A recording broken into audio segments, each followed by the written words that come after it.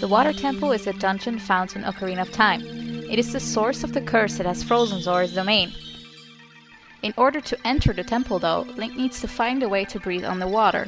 He travels to Zora's domain in search of help and encounters a frozen wasteland. Every Zora has been frozen under a thick sheet of ice. Link follows the icy wind coming from Zora's fountain and finds a path leading into the ice cavern. There he finds a chest containing the iron boots. Shaik tells him about the fate of the Zora and what needs to be done in order to eliminate the evil coming from the water temple.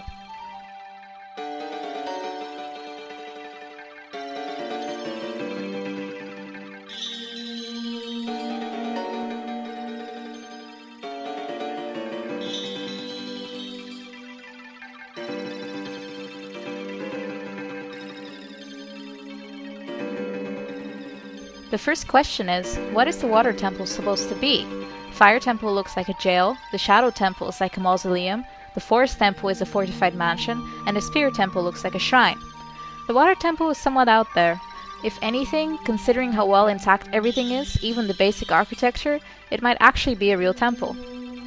The water temple is located under a large island, with a gigantic tree on top. It's a bit odd though that the temple is underwater, when its structure implies it shouldn't be. Why make doors if it's underwater? I think the temple was originally above the water level. When you look at the giant central chamber, it seems as though the earth has fallen down on the sides, covering the blue bricks. Perhaps not volcanic activity, but tectonic activity is the cause of this.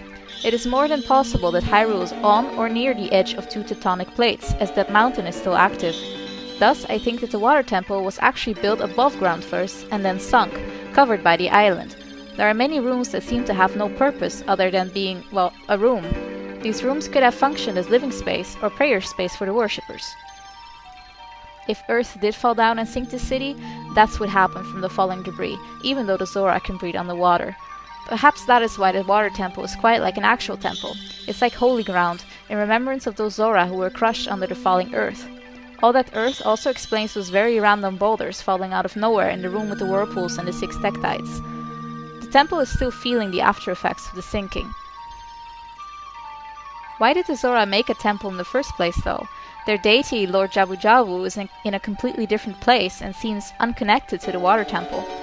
Now, a temple is a place of spirituality, but for who? Who are the Zoras worshipping? Their deity is Lord Jabu-Jabu, but he's a fish, and in the temple we find a lot of dragon or snake heads. The dragon head could symbolize a certain character we meet in a different game, Lanayru. A creature resembling the serpentine can be seen several times in the temple's architecture. The Zoras worshipped Lanayru and built a temple for him on the bottom of Lake Hylia. After the temple had sunk, the temple had been abandoned, except by the Sage of Water. The temple was after all no longer inhabitable. The Zora had to move towards a different place to settle again. Most Zora live in Upper Zora's River. There they have found a new god, Lord Jabu-Jabu. The Zoras still treat the water temple as their holy site though, and still guard it to this day. The Sage of Water especially has a key role in protecting the temple against evil. The water temple, after the curse was broken, refilled Lake Hylia. The main mechanic in the temple is changing the water level. Maybe that is what the water changing mechanics signify. A flood, or better, preventing a flood.